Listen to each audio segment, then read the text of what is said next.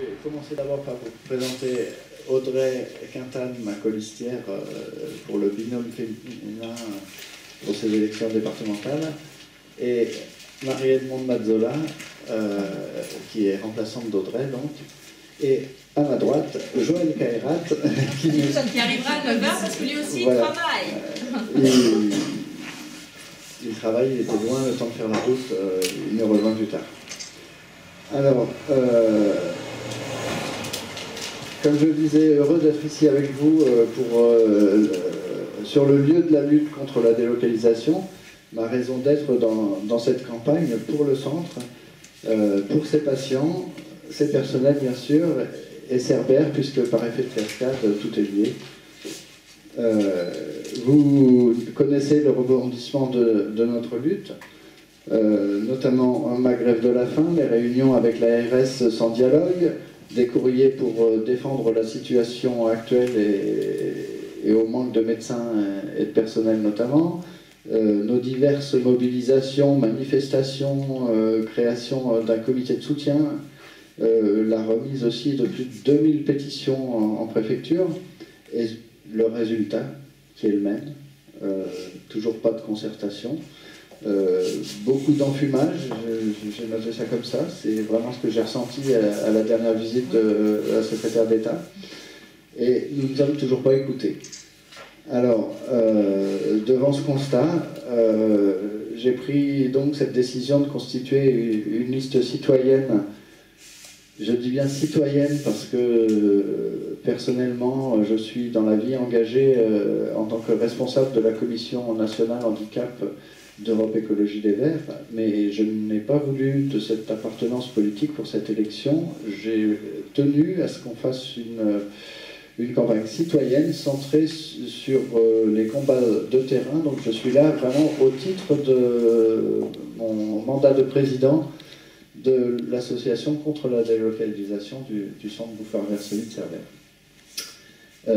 Malade chronique handicapé, sous le seuil de pauvreté, je ne me sens plus représenté par les élus actuels ou leurs prétendants de la vieille classe politique, déjà en âge d'être à la retraite, et dans le cumul des mandats et de leurs indemnités.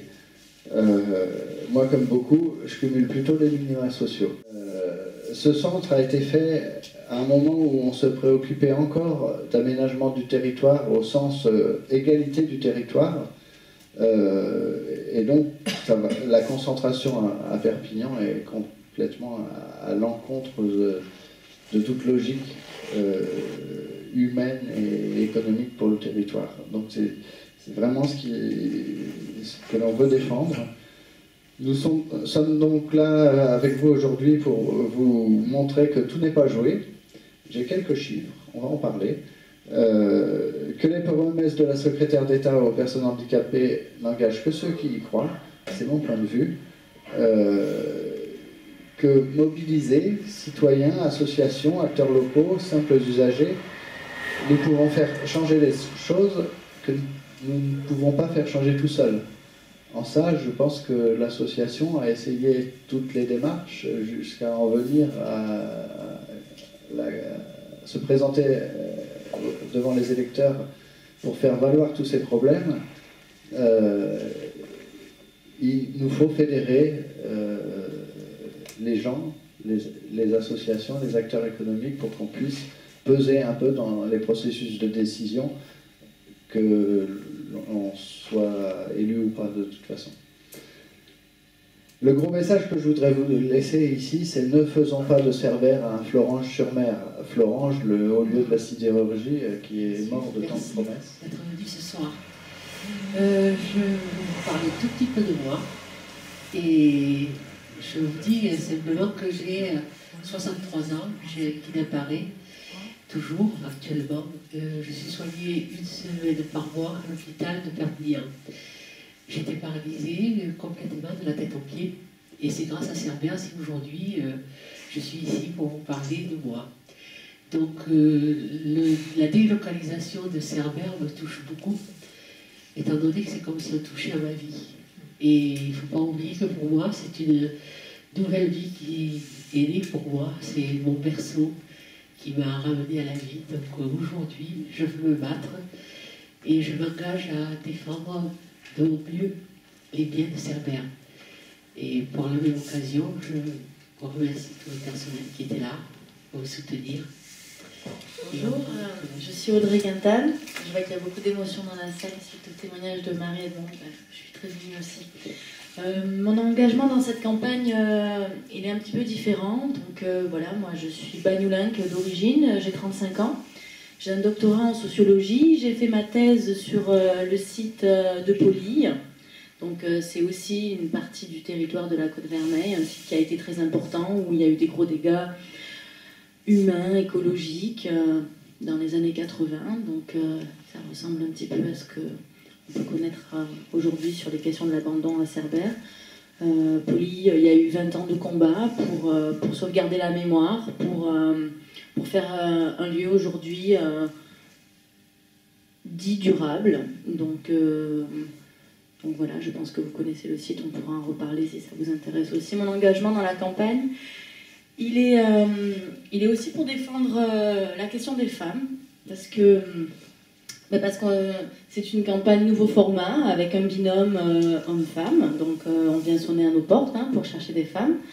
Et puis pour défendre les jeunes aussi, parce que moi j'ai 35 ans, mais je suis partie à 26 ans, 27 ans, je suis partie faire mon doctorat à l'Université de Montréal. J'ai passé 7 ans à Montréal, au Québec. Je suis rentrée pour des raisons familiales et personnelles dans la région. Et en 7 ans, les choses n'ont pas beaucoup changé, elles se sont surtout dégradées. Donc, vivre ici, quand on est jeune, quand on est femme, c'est pas évident. Avoir du travail ici quand on est femme, c'est pas évident. Quand on regarde la question de l'emploi ici et à Cerbère, c'est beaucoup des femmes qui vont perdre leur emploi. Donc, c'est pour ça que je suis dans cette campagne aujourd'hui. Voilà. Alors, je suis Joël Kairat, j'ai 47 ans, je vis à Angeles. On le sait. Ah ouais, voilà, je suis artisan poissonnier en Catalogne du Nord et en Catalogne du Sud. Voilà. J'ai exercé pas mal de temps, j'ai été directeur de société en fruits et légumes pendant 15 ans. Maintenant je suis dans le poisson, voilà. Donc moi je souhaiterais proposer pour le département le développement d'une économie solidaire, soucieuse du monde agricole et de la pêche. En incitant à l'installation les petits agriculteurs, la petite pêche. Voilà. Donc dans l'agriculture, il y a beaucoup de choses à faire. Il y a les arboriculteurs, les horticulteurs, les oléiculteurs, trufficulteurs, maraîchers. Il me semble qu'en ce moment, c'est un petit peu... ça dépérit un petit peu, l'agriculture dans le département. Alors que nous étions un département quand même... Même le personnel dépérit. Regarde. Voilà. Donc, bon, je pourrais développer les aides qu'on pourrait mettre en place pour les jeunes entreprises, les jeunes entrepreneurs, agriculteurs et pêche. Parce que même la pêche aussi ici, finalement, de plus en plus, tout disparaît. Mais il y a quelques pêcheurs, à l'époque, il n'y en a plus maintenant. Ils sont partis aussi. Ouais, il y en avait. Alors, le poisson. Non, mais il y avait le poisson aussi. Maintenant, il n'y a pas que le poisson. Ouais, le poisson aussi, mais bon, à l'époque, si vous avez, puisque vous tout à l'heure vous parliez de l'Espagne et des billets de train pour l'Espagne qui était plus avantageux, c'est vrai qu'il y a beaucoup plus de pêche du côté espagnol. Il y a des criées partout. À Llança, Port de la Selva, à Rosas. Ici. Ils ont plus d'aide de l'Europe que la France. Quand il y a eu les Français, on leur a fait brûler les bateaux, ça remonte à 15 ou 20 ans en arrière. La France a eu davantage sur la PAC, je crois, au niveau agriculture, et automatiquement on a été obligé de réduire notre pêche au profit des Espagnols. C'est pour ça que les Espagnols ont beaucoup plus de pêcheurs qu'en France. Hein. C'est en France, c'est général. Hein. À Port-Vendre, il n'y a plus un bateau pratiquement par rapport à il y a 20 ans en arrière. Et sur l'Atlantique, c'est pareil. Hein. Pour les gros